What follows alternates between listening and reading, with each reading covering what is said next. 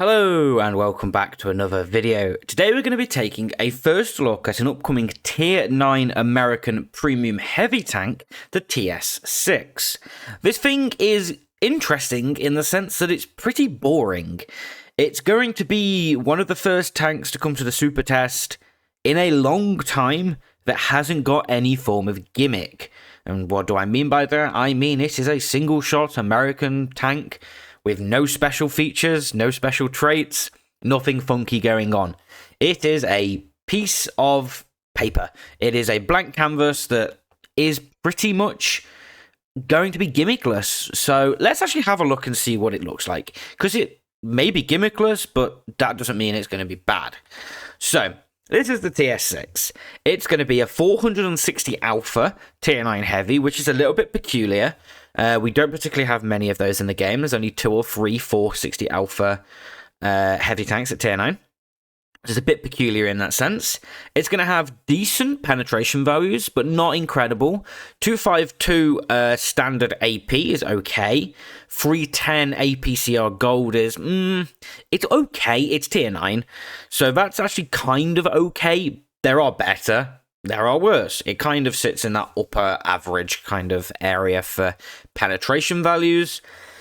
Show velocities are pretty standard. Nothing special there. It's going to have a 13.6 second reload time, giving this thing, off the top of my head, I think it's just over a 2,000 damage per minute, which is okay.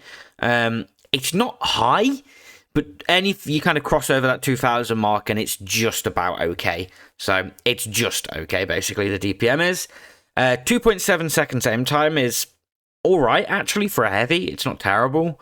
However, 0.39 dispersion is pretty bad. It's not going to feel very accurate or snappy.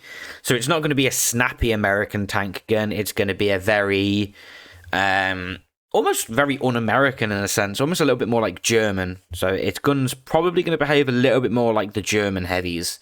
So like the the E75, the E77, if you know those two German Tier 9 heavies. The gun handling is going to behave pretty similar to those two. You've got 10 degrees of gun depression though, which is really nice. That's pretty typical for American heavies. However, your mobility is also going to be pretty rough. 32 forwards, 14 reverse is not great. Don't get me wrong, it's okay. It's not, below 30, but it is right on that lower end of... I'm probably going to need to run a turbo on this. So yeah, this is going to be a turbo mandatory tank if it stays at 32. 14 reverse is alright. However, this thing's power to weight ratio is pretty poor as well. So it is going to feel pretty sluggish. It's not going to feel great, let's put it that way. So mobility-wise, it's lacking. It's going to be a bit of a heavy chonker and going to kind of feel like that whilst moving. However, HP-wise, it's got 1800, pretty standard, pretty much bang average actually for Tier 9 heavies. Its turret armor says 250 on paper. However, we can see that it's really well angled. So if we go back to the picture, we can kind of see how angled it is. There's no real flat parts apart from this tiny little bar here, which is probably quite flat in the middle here and probably replicated on the other side. It's not really flat anywhere. You'd imagine this mantlet's probably not going to be pennable. So maybe its weak points are going to be kind of down here towards the bottom in kind of like the shot trap area. But 250mm turret armor is pretty nice, to be honest with you. And it does look like it's going to be alright. And its cupola doesn't look particularly big as well. So turret-wise, this thing might be pretty good on a hull down. Using that 10 degrees of gun depression, this thing might be pretty good at that. However, its hull looks absolutely huge, which is and does tend to be an issue of American heavy tanks. So yeah, 150mm, and it does look very flat in like here. The lower plate looks huge. It looks really weak here. Yeah. This thing might be pretty weak in terms of its hull. However, its turret does look a little bit promising.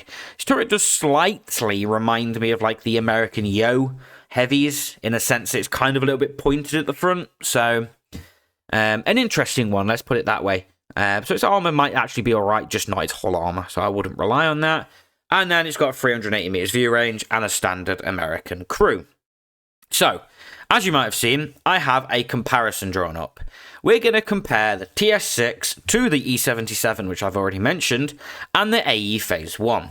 So, the TS-6, the Supertest tank, the E77, the Tier 9 German Premium that was available in loot boxes about 6 months ago, give or take, I think off the top of my head. And then the AE Phase 1, which is the Battle Pass Tier 9 American Reward tank. So, in terms of DPM, the TS-6 is going to be the lowest, compared to the E77's 2248 and the AE Phase 1's 2275. So in terms of DPM, it's not incredible, as I said. It is right on that kind of lower end. However, its alpha is 460. It's higher than the AE's. It's the same as the E77's. As I said, not many tanks at Tier 9 have 460 alpha. It's kind of quite unique. Reload time, it has the longest reload time out of the three. Not by much, but, 13.6 compared to 12.2 and 10.5 is noticeable. It also has the worst dispersion out of the three, 0.39 compared to the E77's 0.37 and the AE Phase 1's 0.36. However, I will note, the AE Phase 1's never feels like 0.36. That tank for me is just, its gun handling is painful. So if the TS-6's is anything like that, might not be great, especially as on paper it is worse. Aim time, it is also the worst, so you're kind of seeing a trend here. 2.7 seconds compared to 2.4 for the E77 and 2.4 for the AE Phase 1. Not great. Mobility-wise, however, it is also kind of the worst, but it's very close to the AE Phase 1's. But it isn't going to compete with the E77, which is actually quite quick for a German heavy tank. 32 forwards, as I said, you are going to need to run a turbo on this tank, but you kind of do need to run a turbo on anything under 45 nowadays, so you kind of expect to run a turbo on it, I guess. You're probably running turbo rammer hardening, turbo rammer V-stabs, that kind of equipment. Gun depression, 10 degrees, absolutely lovely, better than the E77's 8, same as the AE's 10. As I said, HP, 1800 is bang average for a Tier 9 heavy, pretty much they all seem to have that. And then the armor, this is where this tank starts to redeem itself a little bit. So its hull armor on paper is going to be better than the E77's and better than the AE Phase 1's. The AE Phase 1 does also suffer from that kind of quite big hull, quite weak hull kind of issues, and especially against Tier 10 heat, it does begin to fail. And maybe the TS-6 will also have that issue, but maybe slightly less because it's 150 compared to 120. So the hull armor does redeem itself a little bit here compared to the E77 and AE Phase 1. However, the turret armor doesn't compete with the other two. But as we said, maybe it does. On paper it doesn't, but maybe in reality, obviously we can't see because it's not on tanks.gg yet. Maybe that 250 is actually going to be effective, maybe 310, maybe 320. Because it doesn't seem to particularly have many flat spots. The E77, however, does, and the AE Phase 1 also does. It's got like kind of 2 shot catchers either side of the gun at the bottom, which are pretty easily pennable.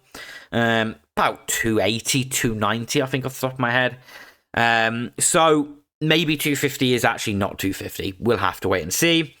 Penetration-wise, it's going to be better than the E77 standard, but slightly worse than the AE Phase 1 standard, 252 AP compared to 246 AP compared to 258 AP. The AE Phase 1's kind of party trick is its gun, and you'll see that. However, gold penetration is going to be the worst out of the three, 310 APCR compared to 311 APCR. Very tight between the TS-6 and the E77. However, neither of the two, E77 or the TS-6, compete with the AE Phase 1's 340 heat at Tier 9, which is just oh so lovely. If you can hit your shots, do bear that in mind. 340mm heat is just simply lovely. So, that's the TS-6. It's going to be a pretty interesting tank. It's, on paper, it looks okay on paper. It is completely gimmickless, as I said, so it's going to be some people might call a boring tank. A flavorless tank, I might call it. It's not going to have anything special really going for it. The only thing it really has going for it is a decent gun, potentially really quite good in a hull down, and then it is going to kind of be held back by the fact it's quite slow and doesn't really have a hull. So it's looking kind of average right now, maybe on the lower end of average. So I would not be shocked if we don't see this thing receive some kind of a buff before we see a future iteration of it. So there may be a few iterations of this tank before we ever see it. I wouldn't be shocked if we don't see that speed maybe increase to 35. Maybe the penetration slightly increased, and maybe that knocks down to 0.37, the dispersion. That's just me theorizing, but as I said, it is a super test tank, so do expect some statistical changes. And do let me know down in the comments what you think about this tank. Do you agree with me? Do you think it looks pretty average? Are you excited to see a gimmickless tank for once? Because it seems pretty rare nowadays. But yeah, if you did like this video, don't forget to like and subscribe. Let me know down in the comments what you think, and I'll see you all again very soon.